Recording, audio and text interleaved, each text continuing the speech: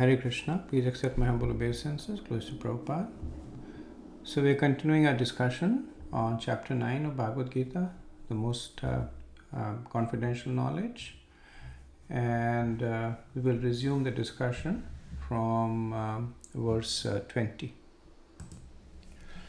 Verse 20. Trevedyamam somapaha puta papa Yagyerestva svargatim parthayante Te punyamasadya surendra lokam Ashnanti devyanti videva bhogan. Those who study the Vedas and drink the som juice, seeking the heavenly planets, worship me indirectly. Purified of sinful reactions, they take birth on the pious heavenly planet of Indra, where they enjoy godly delights. So, if you remember, Krishna had talked about three kinds of people that do not take to him directly. There is those who are the ekatvenas, who are worshipping themselves as the Lord. Then the second was the prathak venas, who worship Krishna in many forms. These were the demigod worshippers. And the third was the Vishwarupas. So the previous verse talked about those who worship the Vishwarup. This verse, these two verses, 20 and 21, talk about those who worship demigods.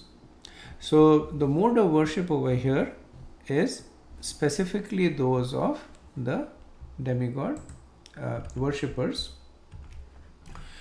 So how do they worship? They worship according to the three Vedas, the Rig, Yaj, Yajur and Sam Veda. They perform the Karma Kanda that is given in these Vedas. But they do not know that the object of their worship, whether it is Indra or Surya or Soma or the other devas, are actually empowered by Krishna. So they worship him indirectly by the Mam Ishtva. Mam Ishtva means through these many forms. And they drink so Somapaha means they take the remnants of the of the sacrifice. So Prabhupada says that unfortunately, those who are simply official students of the Vedas become more interested in offering sacrifices to the different demigods like Indra and Chandra. Right? And essentially, that is what their destination will be. So similar points that Krishna made towards the end of the 7th chapter in order to complete the understanding of worship of Krishna with respect to worship of other forms. He is reiterating that. Next verse. Verse 21.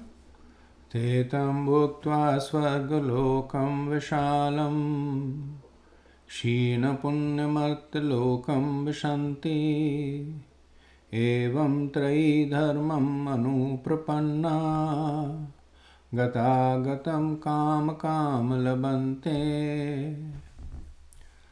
When they have thus enjoyed vast heavenly sense pleasures and the results of their pious activities are exhausted, they return to this mortal planet again.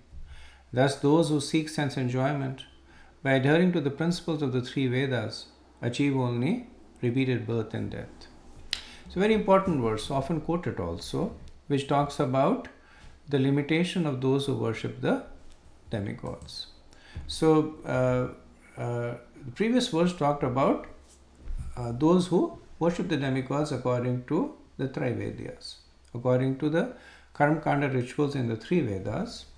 Here, now Krishna is talking about what happens to them. So, because of the adherence to the Vedas and because of material desires, they get elevated to heavenly planets. And it said that Swarga Lokam Vishalam. So they enjoy the vast pleasures. So the vast is with respect to the pleasures that are enjoyed in the earthly planet. Compared to the spiritual planets, those pleasures are minuscule. But here Krishna is comparing the pleasures of the material planet, the earth planet, with the heavenly planets, and they are indeed vast. The people don't have disease and old age. They maintain their vitality throughout their life. Their ability to enjoy is infinitely more. But as they are doing it, what is also happening is kshina punya. So kshina punya means that their piety is getting depleted. Because really speaking, Earth planet is the only place where one can earn piety. It's not possible anywhere else in the universe. All the way from Brahmalok to Patal Lok, at every other place, the person is either burning away their piety or burning away their sins. But when they are on the earth planet, or when they are on the Bharatvarsha, that is the place where they are performing activities to gain punya. So all the piety that they have gained, when they get elevated to the heavenly planet, they deplete it. And what happens when the depletion is complete? Martya loka vishante.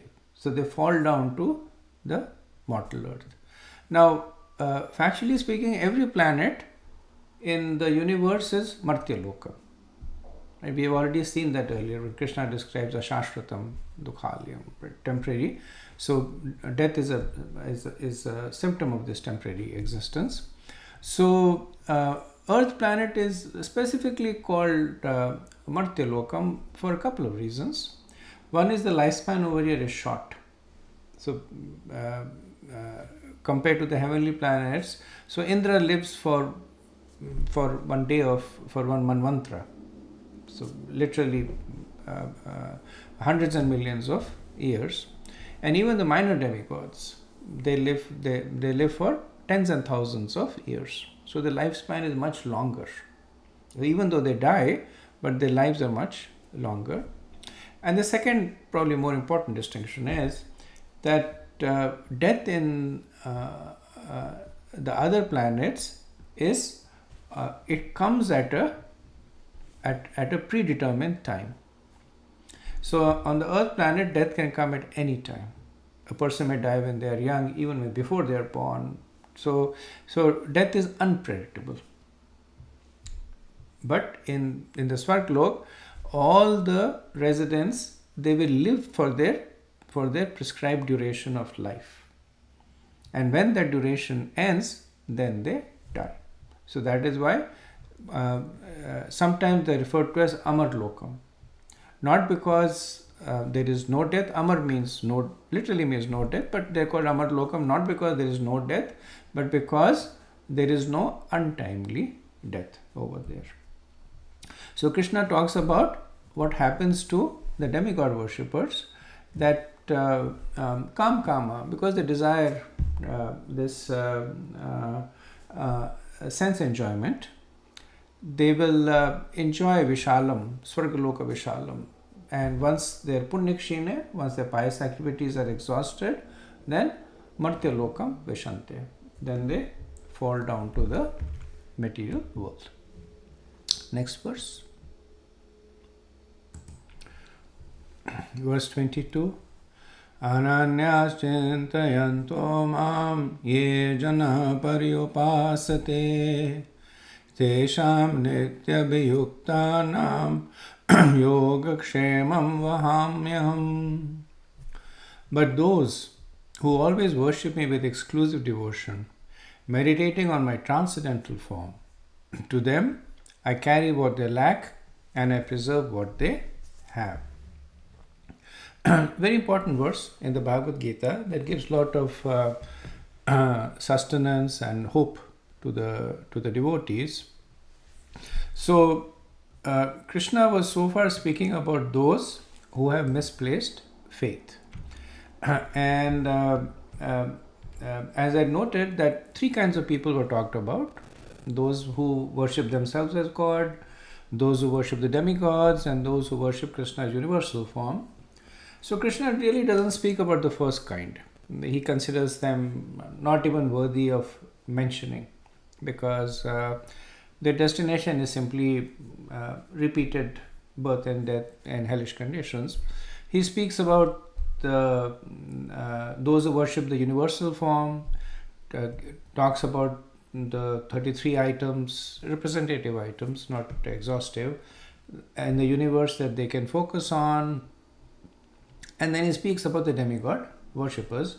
Now Krishna switches back to his favorite topic, which is speaking about the devotees. And so this verse is essentially speaking about those who are practicing pure devotional service. So Krishna says, Ananyas chintayanto mam. So Ananyas means exclusive. Right? So the earlier worshippers, they were divided. Either they worship Krishna along with the other demigods, or they worship Krishna in many forms. But the pure devotees are Ananyas, that they worship only Krishnas. Chintayanto mam. So mam, Krishna says, on me and no one else. And also it means on my form. So these are devotees who worship Krishna in the personal form. Then what is the mode of their worship? Nityam. So all times. Right? So this is one recurring theme that we will see when devotion or bhakti is spoken about, that earlier on we saw it was Krishna described it as satatam, all the time, nityam, eva nityam, always. Because bhakti is never interrupted. There is no material considerations for performing or non-performing bhakti. The devotees are constantly worshipping Krishna. So, abhiyuktanam. Abhiyuktanam means that they are fixed in that devotion. In fact, they are so exclusively fixed on Krishna that they ignore other things. Right? And in reciprocation, Krishna is the only one that responds, or who awards the results for them. Right? So this exclusiveness, the notion introduced in 241, Vivasatmika Buddhir Eke Kurunandana, in the conclusion chapter of Bhagavad-gita, when Krishna says, Mam Ekam Sharanam Braj, this exclusiveness is an important characteristic of bhakti. Right? Many times people tend to dilute it, saying that while I am also worshipping Krishna, I am also worshipping Durga and Ganesh, and they are also demigods, Lord Shiva is also Mahadev. But Krishna clearly is saying here that it is ananya chintayantos mam, it is exclusive. Now Krishna is talking about this exclusivity not from the perspective of being envious of other forms. It's not that Krishna is envious that you cannot worship. In a material conception we might think like that one who's envious will say that only come to me for help, don't go to anybody else. A person who is selfish or greedy has a conception. No, Krishna's exclusiveness is for the benefit of the devotees. That when the intelligence of the devotee becomes bahushakha, becomes multi-branched, then they do not make progress anywhere. So in order to encourage the devotees to quickly make progress in the path of bhakti, Krishna talks about this importance of ananyas or vivasatmika. Also, this ananyas is a reflection of a proper understanding of sambandha gyan. That when one understands who Krishna is, then one worships Krishna exclusively. Or even if one worships the other forms of Krishna, like the demigods, they worship with this understanding that Krishna is the root cause of their existence. So the last line of the verse is actually one of the most powerful statements Krishna makes, where Krishna says, Yoga Kshemam Vahamya aham. Right? So he says that I carry what they lack and I preserve what they have. So how does Krishna reciprocates with his pure devotees? The ones who are ananas chintayantos mam yejana paryapasate tesham nitya bhuktanam. Krishna says yoga kshema vahamyaham, that I carry what they lack and preserve what they have. Now this is a line that acharyas comment exclusively on. So so one can understand Krishna preserving. So when somebody makes some advancement in bhakti, then Krishna preserves that advancement. Even if the person leaves the path of bhakti, even if the person goes to perform sinful activities, that bhakti is always preserved. And whenever the person resumes, he starts from the point that he finished off. It may have been a million lifetimes ago, but that bhakti is also always preserved. But then Krishna also says that vahamyaham, that I also carry. So what is it that Krishna carries? So two things or two categories. So from a material perspective, Krishna alone takes the responsibility for providing all the material necessities for this people. Whether it is in the form of food or shelter or protection from nature, everything that they need, Krishna provides. Why? Because such people, they are not concerned about their material existence.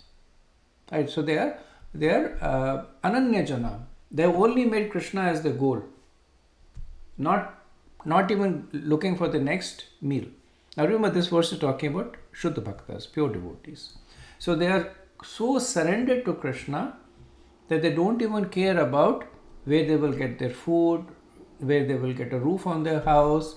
But Krishna says they don't have to worry about it, because they are absorbed in me, nitya bhuktanam. Because they are absorbed in me, I take care of them. Right? And the other point that Krishna says is, I also take care of them spiritually. So Krishna says that yoga kshema is taking care of their spiritual needs. So yoga in this context means attaining Krishna, and kshema means that he prevents that from becoming weak there. So from this statement, we can understand that even spiritual advancement is coming from Krishna's mercy. While there is endeavor on the part of the practicing devotees, but the real advancement is made because of the descending mercy of Krishna. So materially, Krishna says vahamyaham. Vahamyaham means that I carry whatever they need. And especially Krishna says yogakshema, that I make sure that they make advancement in their spiritual life.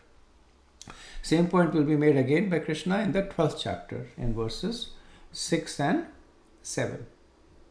So there's an interesting pastime that gives us a little bit of deeper understanding on vahamyaham, that many times when devotees read this verse where Krishna says yogakshema vahamyaham, so they're okay with yogakshema, that they're grateful that Krishna is preserving and helping them advance spiritually, but they don't like the vahamyaham, that Krishna is carrying their material desires. Because the mood of the devotees is to serve Krishna, not the other way around. They don't like the fact that they are creating a situation in which Krishna has to serve them.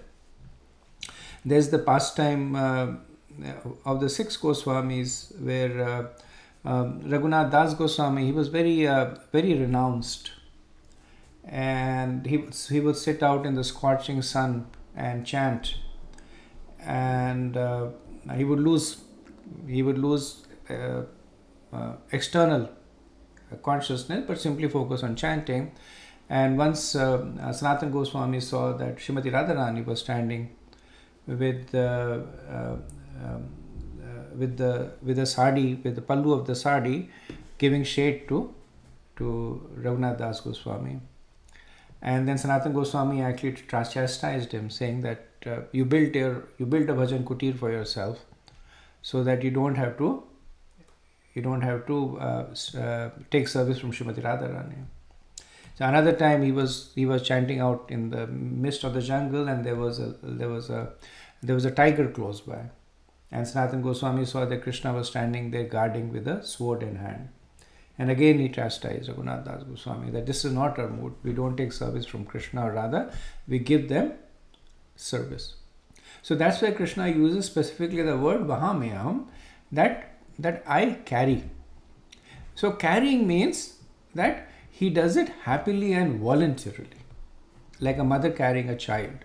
Even though the child may appear as a burden when others look at it, but for the mother's perspective, it is the most blissful activity that gives immense happiness. That is what the mood of Krishna is.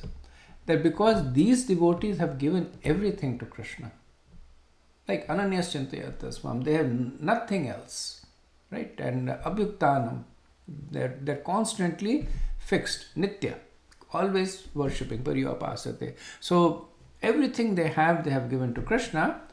Krishna happily reciprocates by Vahamyaham, by carrying what they lack.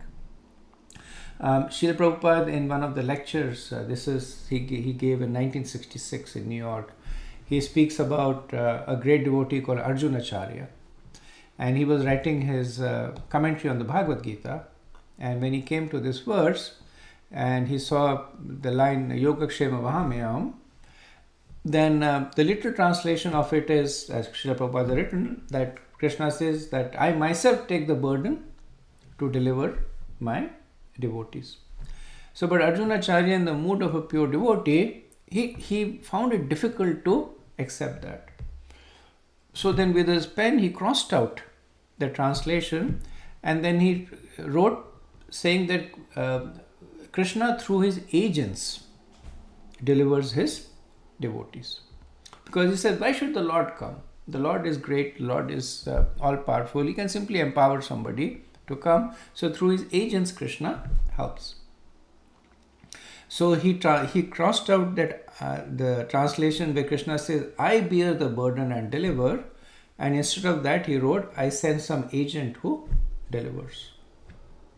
So after this, Arjunacharya went to take a bath, and in the meantime two very beautiful boys came, one dark skin and one fair skin, which you can guess is Krishna and Balaram. And they had a lot of nice foodstuffs with them. Arjunacharya was also very poor, so they had very nice foodstuffs. And they gave all this foodstuff to Arjunacharya's wife. And she was so much taken in by these two boys. And she says, why are you carrying such heavy loads? And they said, your husband is making us do that. We are scared of him. She says, really?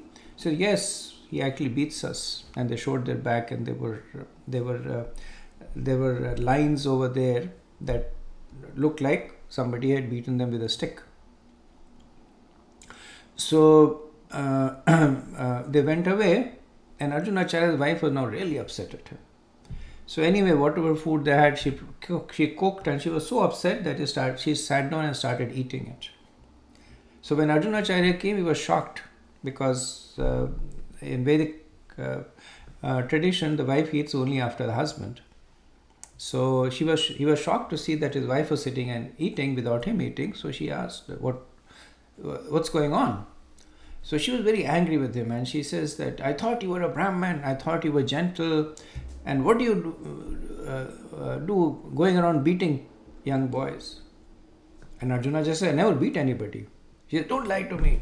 Two boys came, one of them was dark skin, one of them was fair skin. They gave all this bhoga, and they said that they showed me their back. and there were marks over there that you had beaten. So Arjuna Acharya immediately understood that this was none other than Krishna and Balram, and they had personally come to deliver this food stuff to show their intimate attraction to their devotees. Okay, let's move on to the next verse. Verse 23. Ye apyanya devata bhakta yajante shraddhayanvitaha tepi mamev kaunteya yajante avedhi purvakam. Those who are devotees of other gods and who worship them with faith actually worship only me, O son of Kunti, but they do so in a wrong way. So this verse answers an interesting question that is sometimes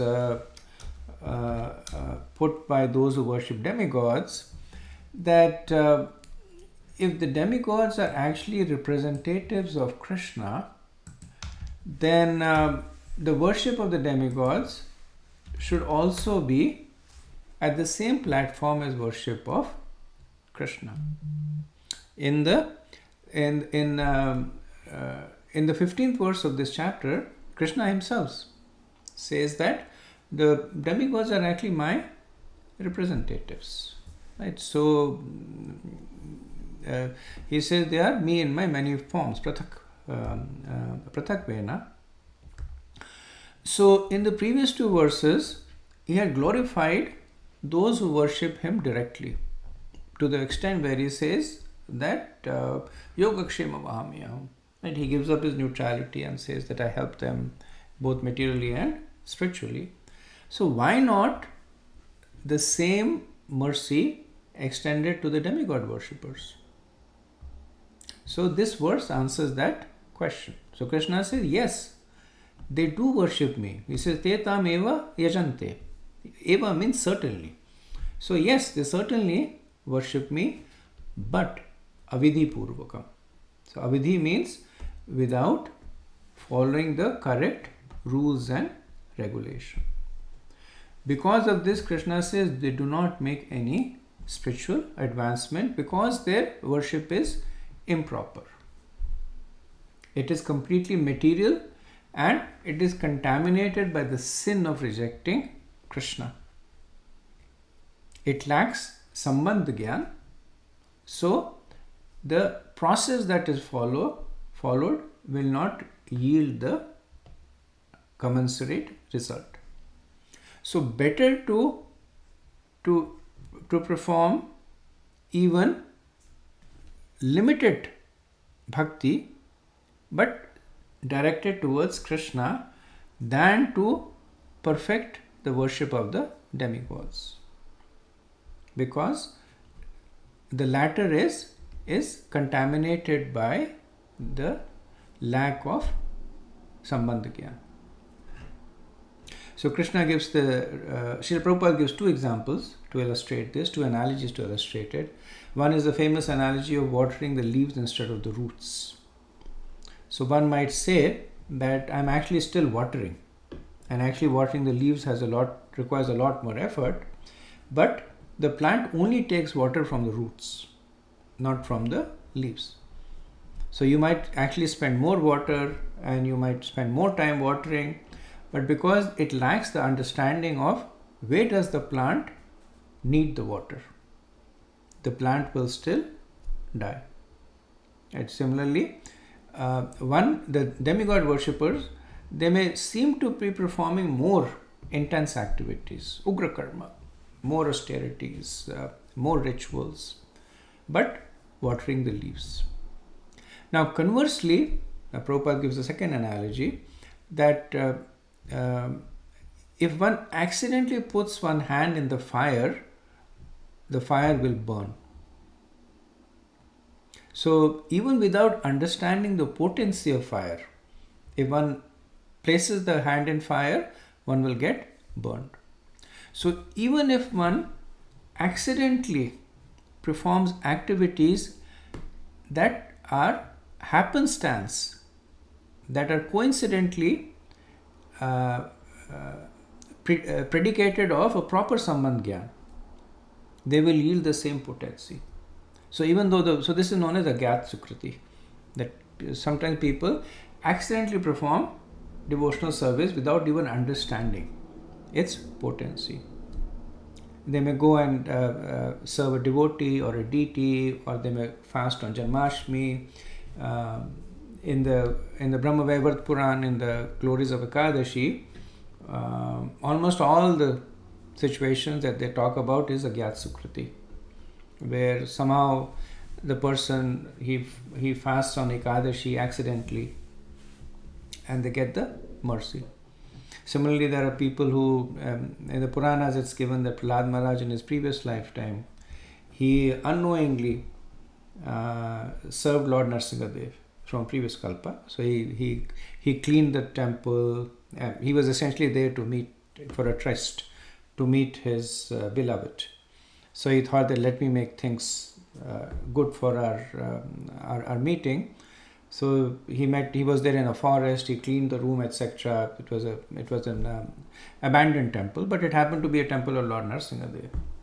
And because he worshipped Lord Nrsimhadev in unknowingly, he got the mercy of Lord Nrsimhadev. So this verse contrasts the importance of being properly situated as opposed to being not properly situated. Okay, let's go to the next verse. Verse 24.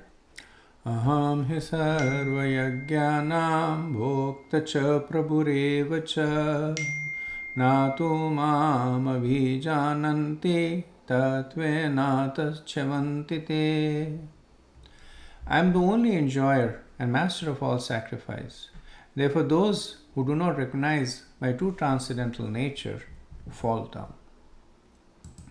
So in the previous verse, Krishna had spoken about Avidipuram, that those who worship him, but the demigod worshippers who worship him but incorrectly. Now he is expanding on the Avidi Purvak, that Purvakam, that why is this the wrong way? So Krishna says, Aham is Sarva Yajnanam. So he means, in Sanskrit, certainly, without any doubt, that he says, I am the only enjoyer of all the sacrifices, and Prabhu Revacha, and I am the only Lord. Prabhu means master. Natumam abhijananti, because they lack this understanding. Tatve natas chavantite, they will fall down. Now, fall down here does not mean they fall into hellish conditions. It means that they fall down in the material pool, whether it is in the heavenly planets or earthly planets, but they fall down into the material pool of existence. So, factually speaking, the devas are dependent on Krishna for everything. So, they are empowered by Krishna to do what they are doing, the service. The faith that a person reposes in the demigods is also coming from Krishna. In the 7th chapter, Krishna says that he, as the indwelling Paramatma, strengthens the faith of a person who begins to worship demigods. Because the demigods do not have the ability to inspire faith. So essentially, the quality of faith is there in the jiva to connect the jiva to Krishna. So Krishna owns that faith. But when the jiva decides to misuse that faith, then Krishna permits it. But because Krishna is the original proprietor of that faith, he is the only one who can allow the jiva to use it in different ways. So even the faith by which a demigod worshipper approaches a deva, that comes from Krishna. And then the benedictions that the devas offer to the jivas, that also comes from Krishna. So when people approach the devas and worship them as forms of the Lord, then actually nobody is happy. The devas are not happy because they are being given a position that they are not eligible for. The devas know very well that they are servants of Krishna. But when somebody starts coming to them and saying, you are the Lord, you are the Supreme Lord, then it's not that the devas become flattered or become misled. They become uncomfortable. That this person is putting a servant in the position of the master. Right? So the devas are not happy. Krishna is not happy for obvious reasons.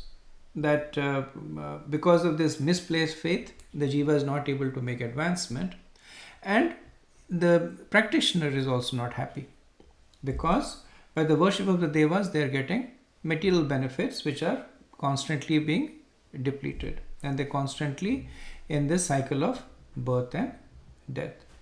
So in the Bhagavatam we see that once Narad Muni goes to Brahma and he starts glorifying him, that you are the ultimate creator and everything comes from you. And Brahma then chastises Narad Muni. That he says, my son, I have told you this in the past. I am not the ultimate creator, but I am empowered by somebody else. And so that's the mood of the demigods also. So Prabhupada says that therefore Krishna says in this verse, I am the enjoyer of all sacrifices because I am the supreme master. Less intelligent persons, however, without knowing this fact, worship demigods for temporary benefit. Therefore, they fall down to material existence and do not achieve the desired goal of life. Let's do the next verse. Verse 25. Yanti deva vrata devan pitran yanti pitravrataha bhutani yanti bhuteja yanti mam yajanopi mam. Those who worship the demigods will take birth among the demigods. Those who worship the ancestors go to the ancestors. Those who worship ghosts and spirits will take birth among such beings. And those who worship me will live with me. So this verse completes the distinction that Krishna has been making between those who worship him directly as opposed to those who do not.